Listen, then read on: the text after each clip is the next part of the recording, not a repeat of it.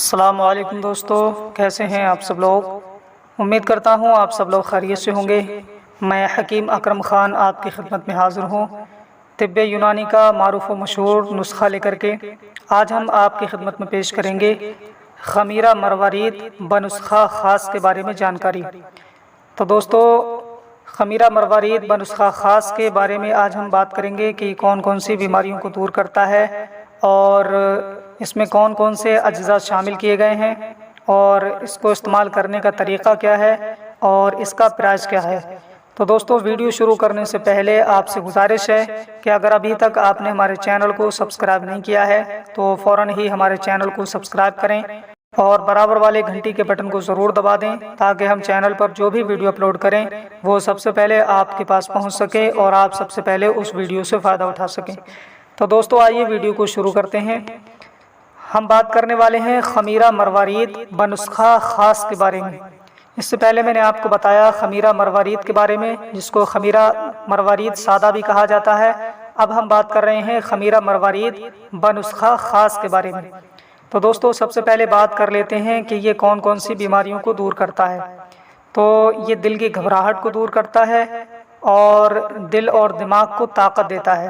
خاص طور پر ان لوگوں کے لیے بہترین دوا ہے جو لوگ دماغی طور پر کام کرتے ہیں، دماغی طور پر محنت کرتے ہیں، اور گھبراہٹ کو دور کر دیتا ہے۔ اور عورتوں کے لیے بھی بہت فائدہ مند ہے۔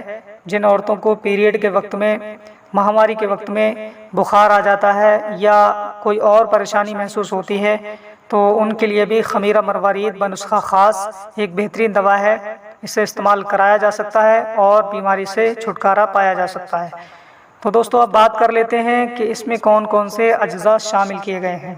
تو اس میں کہربا ہے، بنسلوچن ہے، یشب ہے، زہر مہرہ ہے، سندل سفید ہے اور مروارید ہے اور ورق نکرہ ہے، شربت سیب ہے، شربت انار ہے، شربت بہی ہے اور قند سفید ہے۔ یہ تمام طرح اجزاء اس میں شامل کیے گئے ہیں اور اس کو تیار کیا گیا ہے۔